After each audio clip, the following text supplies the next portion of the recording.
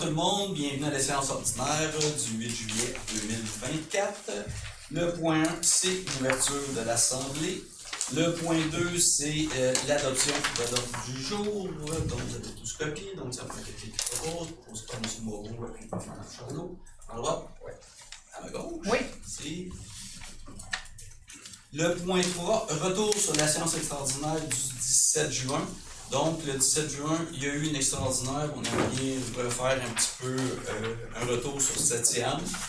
Donc, il y a eu le point 3, c'était avis d'expropriation concernant un lot. Je vous passe les numéros de lot. Il y a 2 numéros de lot. Autorisation de signature, acquisition des mêmes lots. Et acquisition par voie d'expropriation aussi, un autre lot. Ça, c'est des lots qui sont sur la presqu'île. Pour près de l'école de la Rive, là, il y a une presqu'île là, c'est des petits lots qui se trouvent sur cette presqu'île-là. Et également, le point 6, c'était ratification d'embauche et nomination. C'est un manœuvre au parc et bâtiment. Puis le point 7, c'est aussi une embauche et nomination. Une autre personne, manœuvre parc et bâtiment.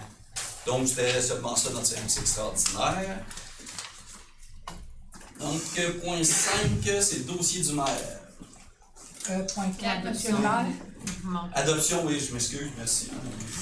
Donc, le point 4, c'est l'adoption des procès-verbales des séances du 3 et notre extraordinaire du 17 juin. Donc, vous avez eu copie, c'est pour adoption, proposé par Mme Villeneuve, puis par M. Moreau, à ma droite, à ma gauche. Oui. Point 5, dossier du maire. Donc, une petite déclaration, étant donné notre grande insatisfaction.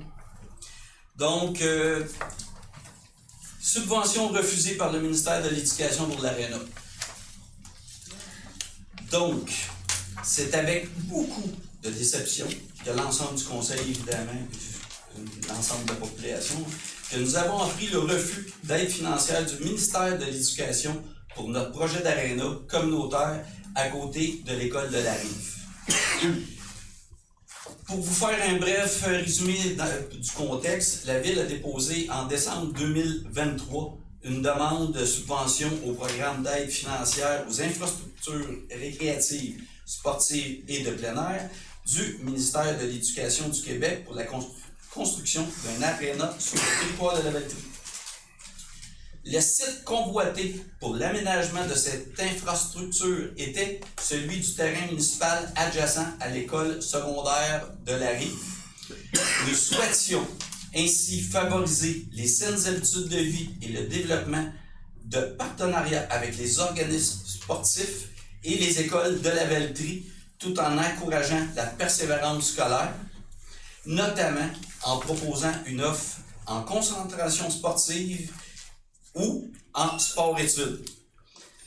C'est malheureusement 3 demandes de financement des projets d'infrastructures sportives que la Ville se voit refuser par le gouvernement.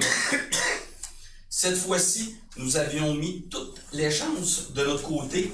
La contribution demandée représentait seulement 45% du montage financier. Et on pouvait aller jusqu'à 66%.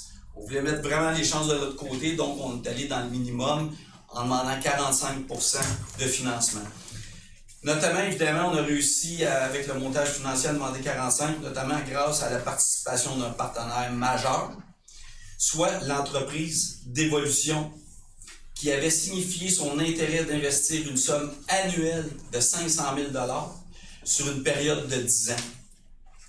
Je tiens d'ailleurs à réitérer mes sincères remerciements à cette généreuse entreprise lavaltroise, très impliquée dans le milieu. Ce qu'il faut savoir, c'est que sans subvention, la Ville de la Valtrie n'a pas les capacités de se payer une telle infrastructure ou on a absolument besoin de cette aide financière et du soutien de partenaires privés pour qu'un tel projet se concrétise. C'est donc avec une très grande déception que nous recevons le refus d'aide financière du ministère de l'Éducation. Je rappelle, ministère de l'Éducation, pour un projet qui aurait pourtant été d'une valeur inestimable pour l'éducation, la persévérance scolaire et les saines habitudes de vie à la Valtrie. Maintenant, le courriel du gouvernement était assez simpliste pour un projet aussi important pour notre communauté.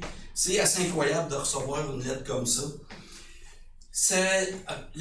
Tout ce que ça l'expliquait, c'est uniquement que le programme a reçu trop de projets pour l'aide financière disponible, mais après 3 refus de subvention, il nous apparaît clair que le gouvernement ne souhaite pas investir dans des infrastructures sportives à la Valtrie.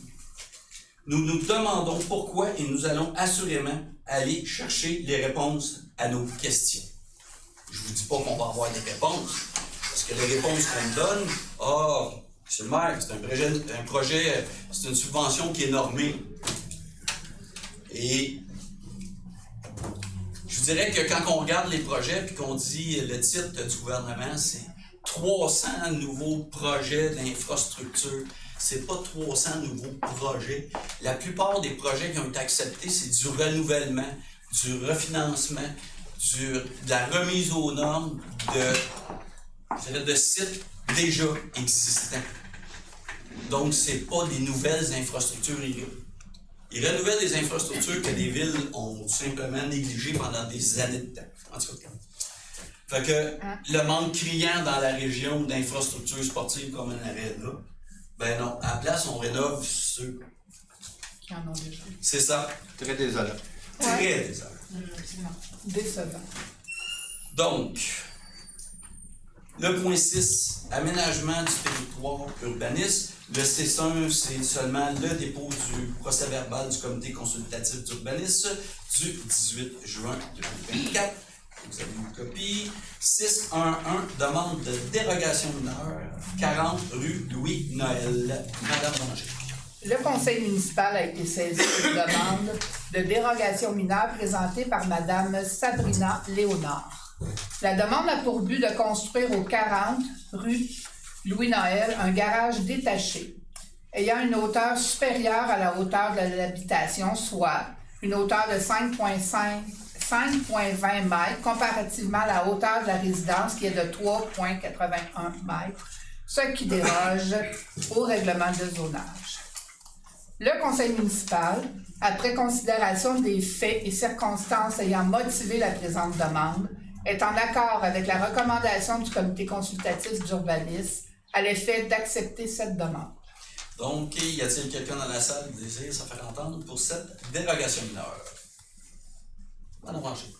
Donc, la proposition se lirait comme suit, que le conseil municipal accepte la demande de dérogation mineure relative au 40 rue Louis-Noël, présentée par Madame Léonard. Donc, proposé par Mme Ranger, appuyé par Mme Charlot, à ma droite, Oui. À ma gauche. 6.1.2, demande de permis PIIA, 190 rue Notre-Dame. Mme Ranger. Le conseil municipal a été saisi d'une demande de permis PIIA présentée par Aedifix Architecture. Le projet vise à agrandir le bâtiment situé au 190 rue Notre-Dame par l'augmentation de la superficie du plancher de l'étage tel qu'illustré au plan déposé. C'est l'école de conduite. Les plans de construction respectent les objectifs et critères du règlement de PIA et la recommandation est favorable du comité consultatif d'urbanisme.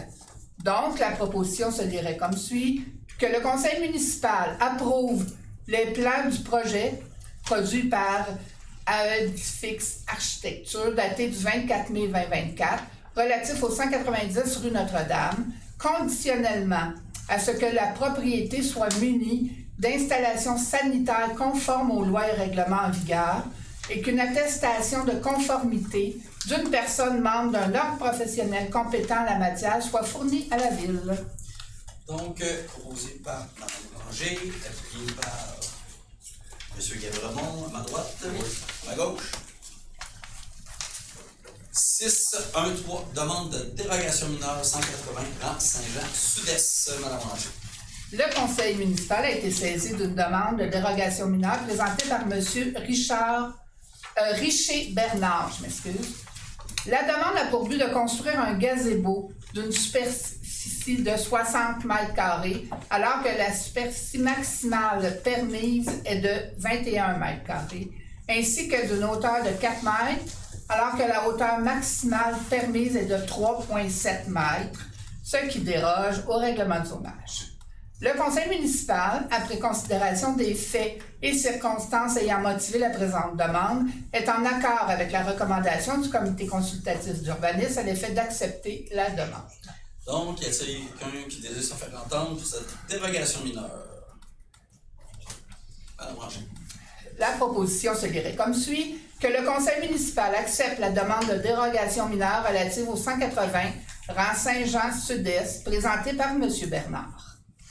Donc, proposé par Mme Ranger, appuyé par Mme Villeneuve, à ma gauche, Oups. à ma droite. Oui.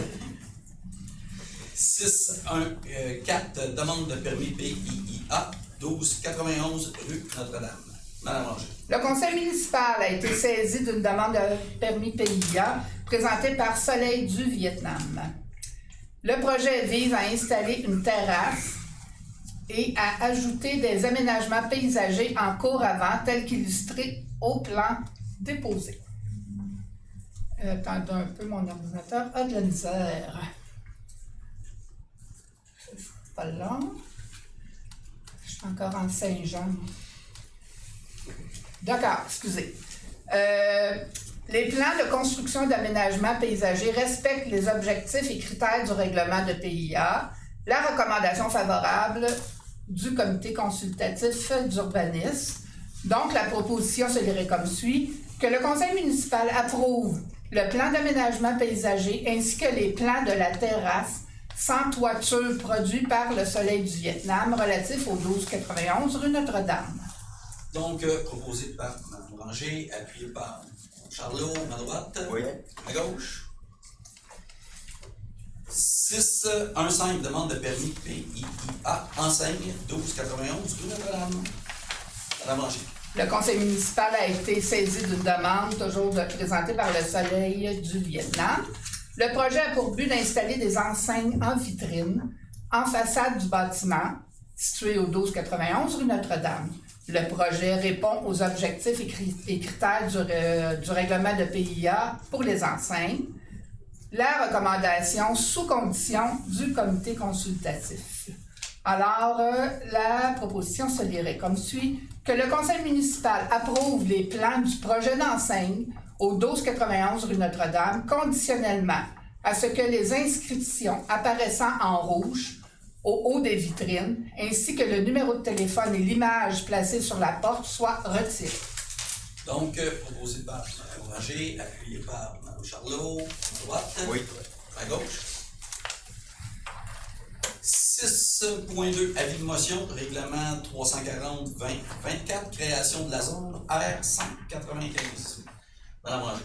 Donc, c'est un avis de motion. Je, Francine Ranger, conseillère de cette municipalité, donne avis de motion qu'à une prochaine séance sera soumise pour adoption un règlement modifiant le règlement de zonage numéro RRU2-2012 et le règlement relatif aux usages conditionnels et plus spécifiquement aux fins de créer la zone R195 à même une partie de la zone A54 et d'y permettre les projets de densification. Donc, ce que ça veut dire, c'est, puis vous me corrigerez, monsieur le directeur, dans le fond, il y a le, moi j'appelle ça le village, la zone, et on va permettre d'agrandir la zone jusqu'en bas de la côte à Mousseau pour pouvoir permettre de la densification. C'est bien ça, monsieur? Pas tout à fait. Il y a quelques zones dans la ville où la densification est autorisée. Oh, je pensais que c'était Et ça. vous allez ajouter par le prochain règlement la zone R195 Ouais. qui pourrait être une zone de densification en projet intégré. Donc, il y a quelques zones Ah, d'accord. dans la zone. C'est la zone R95, mais c'est effectivement dans le bas de la côte à Mousseau parce que c'est. Ah, ben c'est ça, ouais. C'est un terrain qui a été dézoné, qui a été sorti de la zone agricole. Par contre, on va s'entendre sur une chose. Quand on parle de densification, on ne parle pas d'immeubles Non. de 7-8 étages. c'est des maisons où c'est du jumelé qu'il va y avoir là. C'est du jumelé, c'est du 2 étages. C'est quand même un quartier résidentiel. On parle d'une densification douce, projet intégré. Donc, il y a une rue qui... Le projet, il va y avoir une rue, puis il va y avoir des maisons détachées qu'il va y avoir là. On ne parle pas d'immeubles, de gros immeubles locatifs. C'est ça, c'est en bas de la côte à Exact. Au moins, j'étais dans le bon coin, je m'excuse. Donc, à une motion donnée par Mme Ranger. Donc, par la suite, adoption du premier projet de règlement. Donc, c'est la même chose. C'est ça, on adopte le règlement là, que je viens de parler. Donc, proposé par Mme Ranger, appuyé par Mme Charlot, à ma droite, Oui. à ma gauche. Et ça, c'était le point 6.3. 6.4, adoption du second projet de règlement, usage récréatif. Mme Ranger.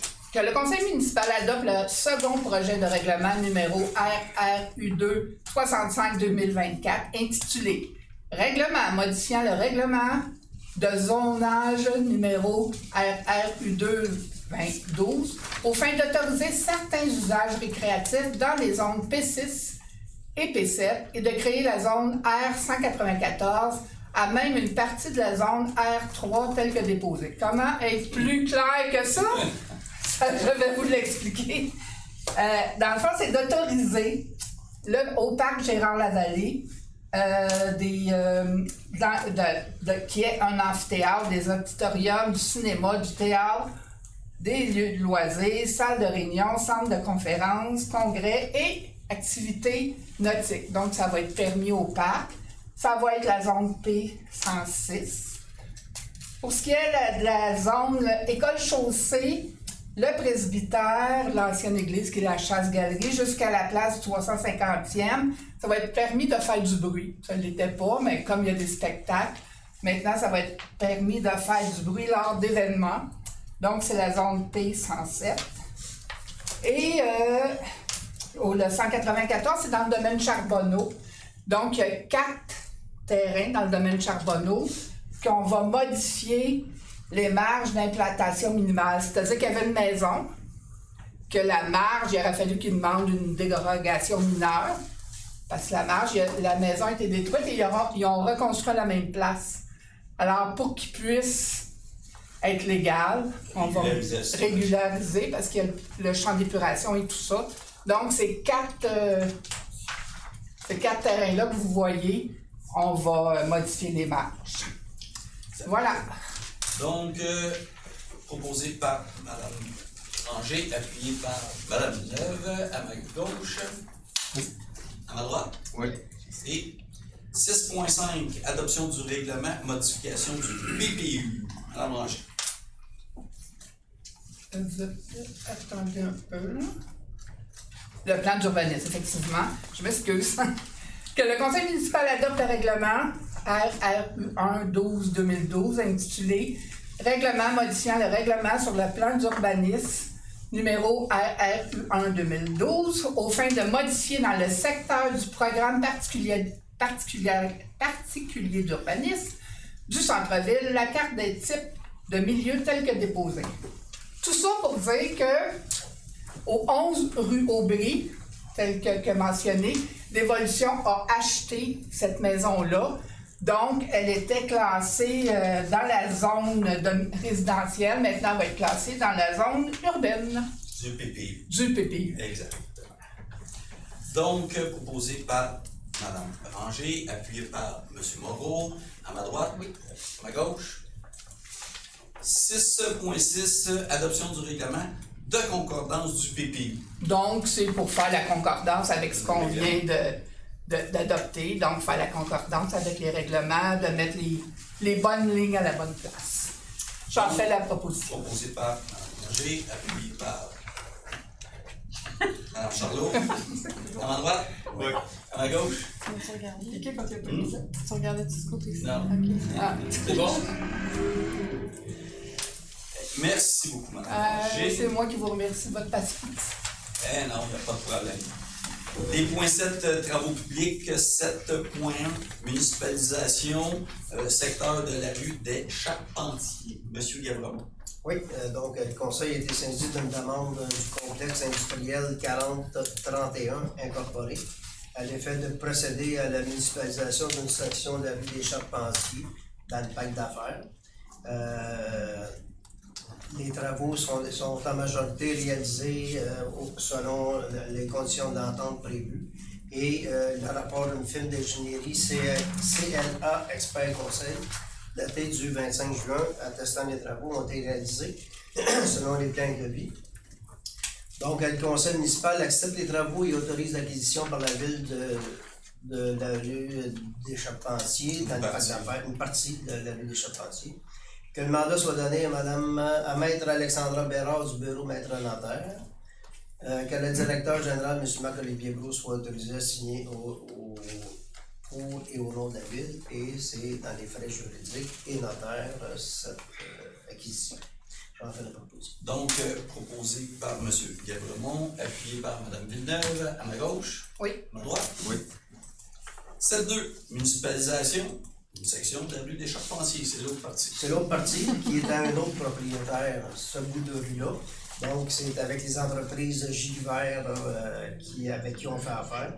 C'est le même principe, les travaux autorisés à partir.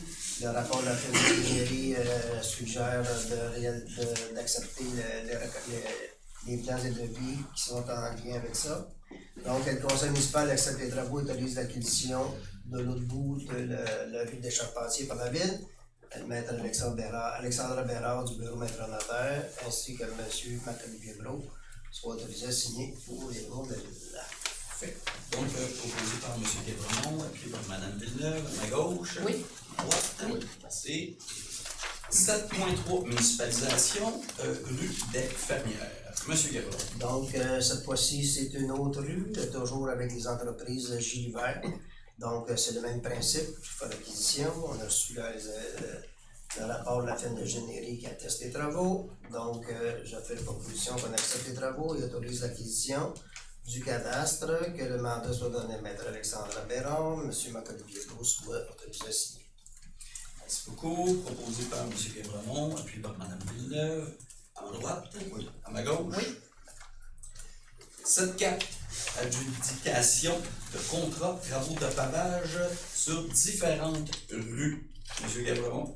Oui, donc le conseil municipal, après étude des soumissions reçues dans le cadre de l'appel d'offres public, travaux de pavage sur différentes rues, octroie au plus bas soumissionnaire conforme, pavage JD, le dit contrat au coût de 2 452 299,50 sous, incluant les taxes.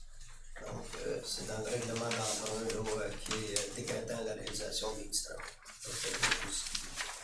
Donc, proposé par M. Gabremont, appuyé par Mme Villeneuve, à ma gauche. Oui. À ma droite. Oui. C'est pour dire, c'est le rang, je ne me trompe pas, c'est le rang Saint-Jean. Non. Non, Saint-Jean, c'est le rang Saint-Jean nord-est. Ça va être pavé à la grandeur. Et la terrasse. Et la terrasse. Ça s'appelle comment? Paul. Brunet. Donc, 7.5, adjudication de contrat de travaux de réaménagement de la salle des employés au garage municipal. M. Gabremont. Oui, donc le conseil municipal, après étude des soumissions reçues dans le cadre de l'appel d'offres, travaux de réaménagement de la salle des employés au garage municipal, octroie au plus bas soumissionnaire conforme, la firme Bernard Malo Incorporé, le dit contrat au coût de 475 939 et 0,1 sous, incluant les taxes. Et donc, je fais la proposition. Proposé par M. Gabremont, appuyé par M. Moreau, à ma droite, ma gauche. Oui, juste mentionner que la dépense va être passée dans le règlement d'emprunt 325, 2023. Ouais, excusez, ouais. 325-2023. Fait. Donc, merci. Qui est-ce qui appuie? Monsieur Moreau. M. Moreau. Point 8, loisirs et relations à la communauté. 8.1, autorisation de dépôt de candidature au mérite municipal prix aménagement de territoire et urbanisme, place du 350e. Monsieur Moreau. Donc, c'est le legs du 350e de la ville de Lavelletré. Comme on peut constater, les citoyens de la ville de Lavelletré et certains organismes se l'approprient adéquatement et très fréquemment. Donc, on est fiers de ce legs-là. Que le conseil municipal autorise la directrice des services des loisirs, de la culture et des relations de la communauté, Mme Nathalie Desalliers, ou chef de division culture et patrimoine, Mme Amélie Goutet, à déposer la candidature de la ville de Lavellerie dans le cadre de mérite municipal, prix aménagement du territoire et urbanisme pour le projet du 350e. Que copie de la présente résolution soit faite au formulaire de mise en candidature pour confirmer l'appui du conseil municipal à cette démarche. Donc, j'en fais la proposition. Donc, proposé par M. Moreau, appuyé par M. Charlot. En droite, en gauche. Oui. 8.2. Adoption du plan d'action annuel à l'égard des personnes handicapées. M. Moreau. Je vais prendre le temps de l'expliquer parce qu'il y a eu un travail colossal pour déposer ce plan d'action-là à l'égard des personnes handicapées. La création d'un milieu de vie animé et inclusif revêt une grande importance pour le conseil et l'administration municipale. La création du comité en janvier 2024, voici les organismes et les ressources de la ville. En passant, vu qu'on est une population de 15 000 et plus, le gouvernement nous demande de faire ce plan d'action-là. Donc, voici le comité. Directeur des services de sécurité publique et incendie de la MRC d'Autrey. Directrice des associations des personnes handicapées d'Autrey. Agent de liaison, Association des sourds de Lanaudière. Directrice adjoint, Association des sourds de Lanaudière. Association des personnes handicapées visuelles de Lanaudière. Coordonnatrice des services Société de l'autisme Région de Lanaudière. Directrice de regroupement des usagers de transport adapté de Lanaudière. Coordonnatrice Association régionale des loisirs pour personnes handicapées de Lanaudière.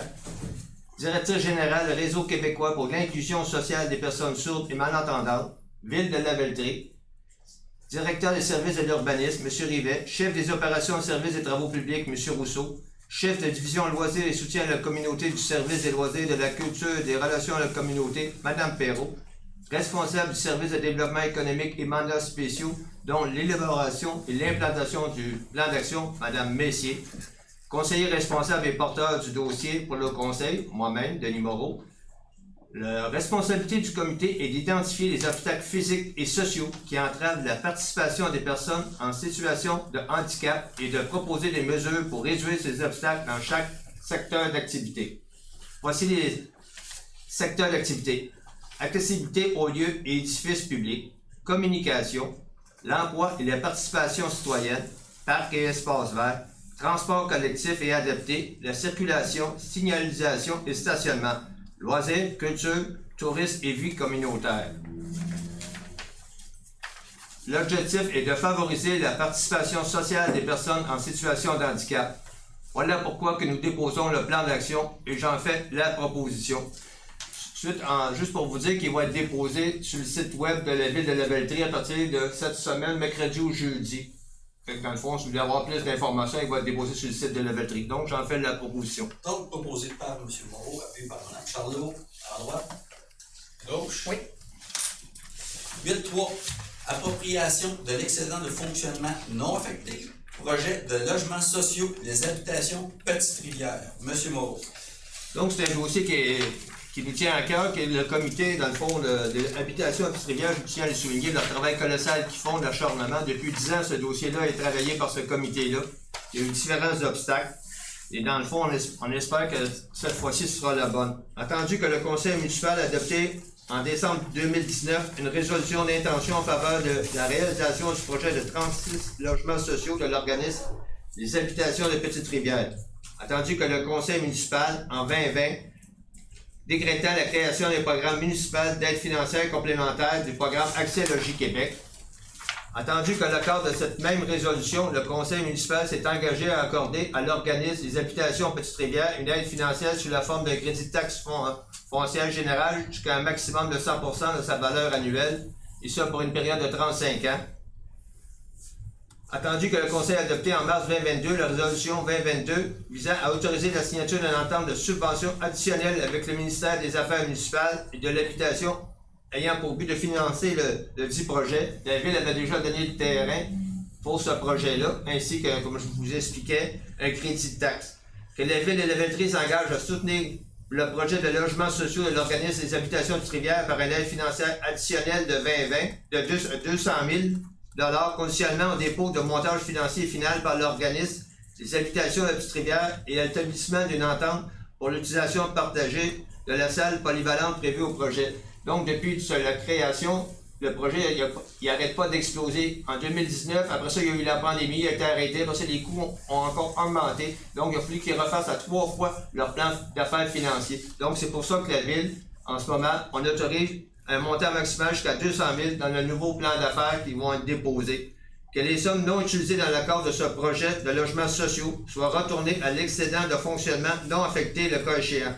Que le directeur général, M. Marc-Olivier Brault, soit autorisé à signer au et au nom de la Ville et de la Valtrie tous les documents relatifs à la mise à jour du projet et aux ententes à intervenir avec les habitations de la Petite-Rivière et la Ville de la Valtrie. Donc, j'en fais la proposition.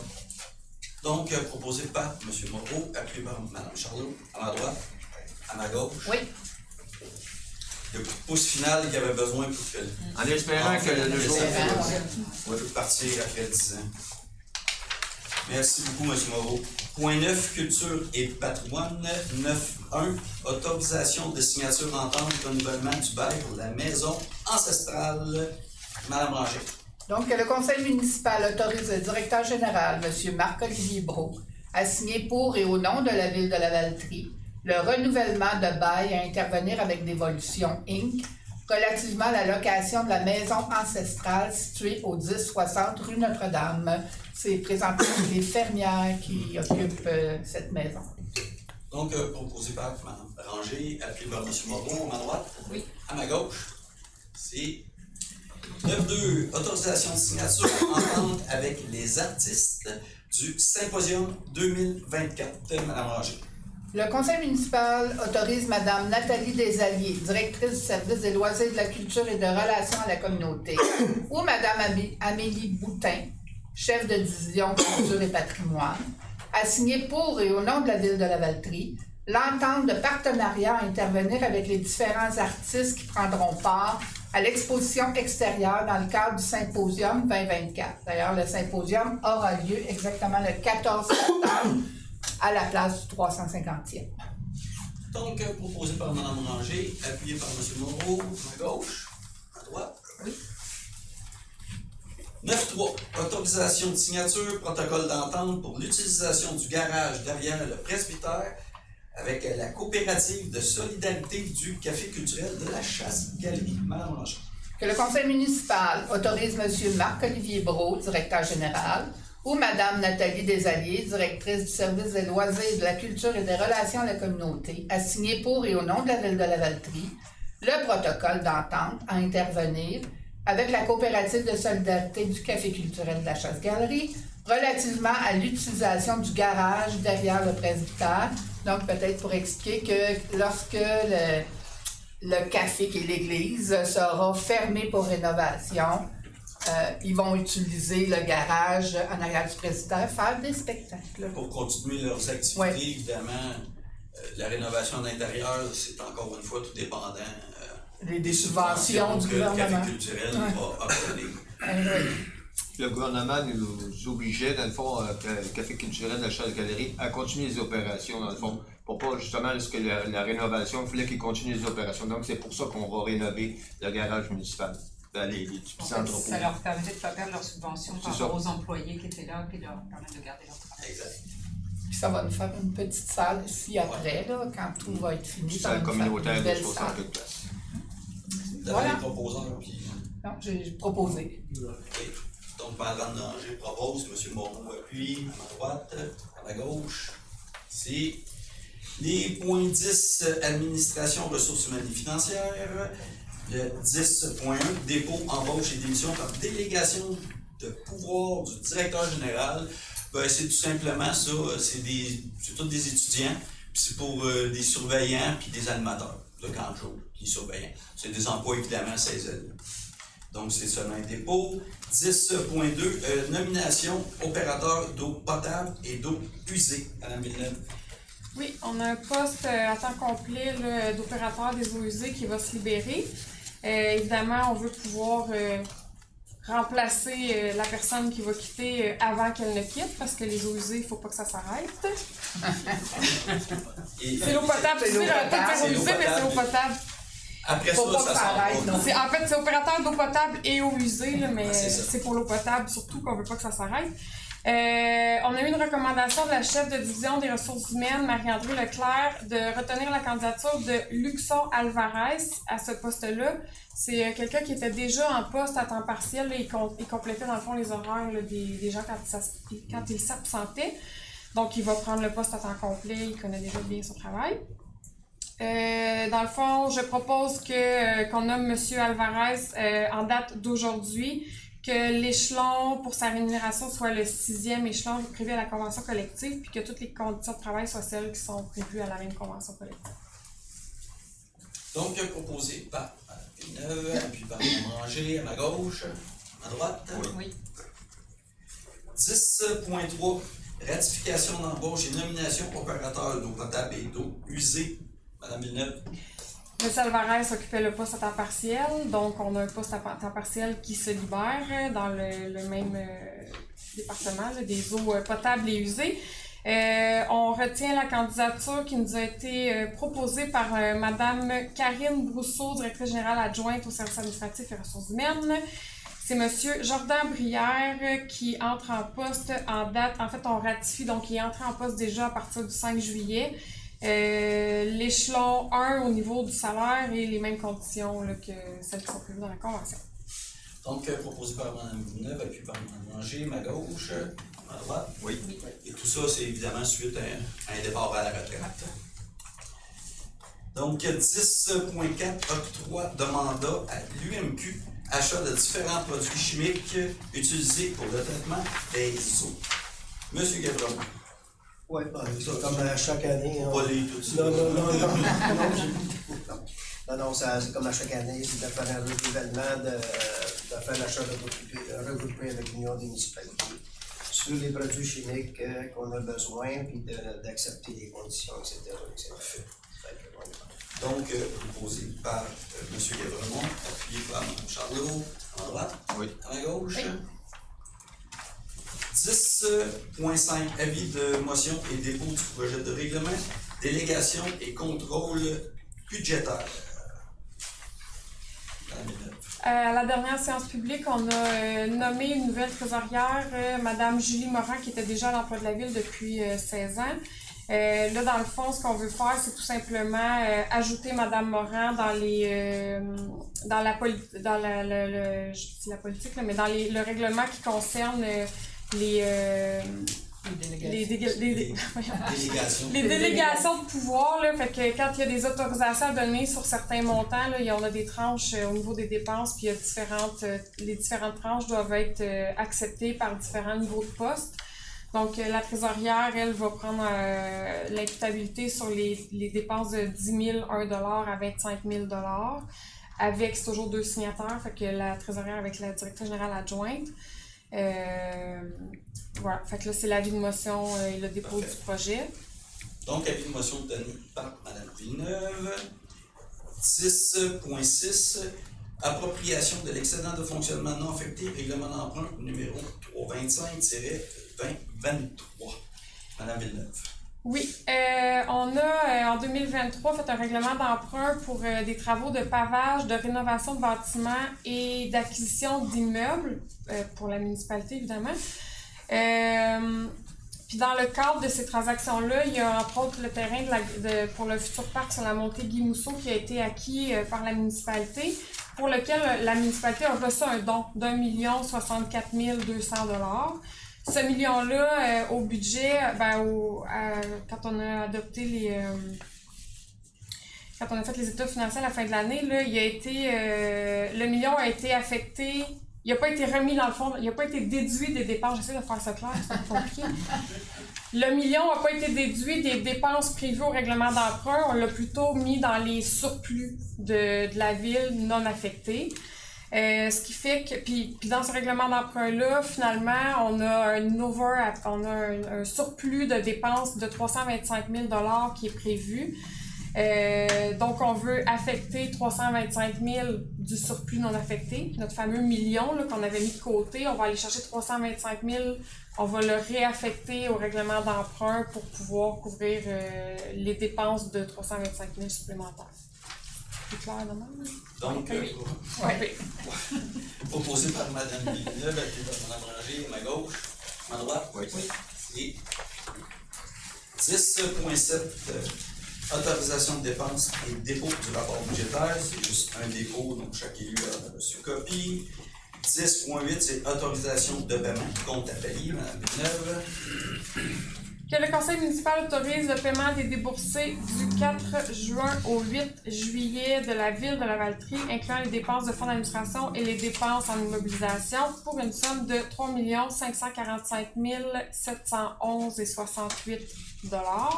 Et 711,68 sous. Dollars, les lundis sont longs des fois. Selon le rapport déposé par le service de la trésorerie en date du 4 juillet, donc de vendredi dernier, je propose qu'on adopte. Donc, proposé par Mme Villeneuve, puis par Mme Branger, à gauche, à droite. Oui.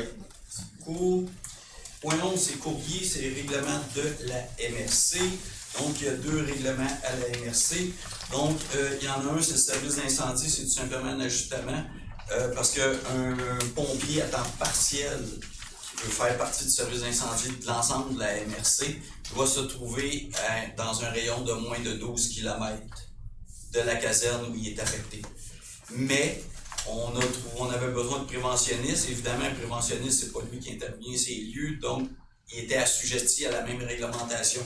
Donc, un préventionniste pourra se trouver à plus de 12 km de la caserne où il sera affecté.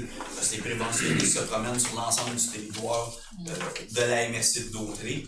Donc, ça, c'était cette modification-là. Et l'autre modification, c'est contrat, ça c'est pour le gouvernement mandater la MRC de faire un plan d'action en immigration. Et on a une sous-contractante qui a été engagée. Et évidemment, le travail se continue. Donc, on renouvelle pour 1 an et c'est dans la délégation des pouvoirs là, de renouveler, étant donné que c'est un contrat qui est de moins de 25 000.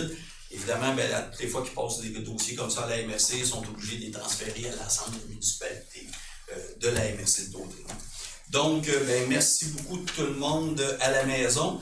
Donc, on va faire l'enregistrement. Je vais passer à la période de questions pour les gens dans la salle. Bonnes vacances à tous. Oui.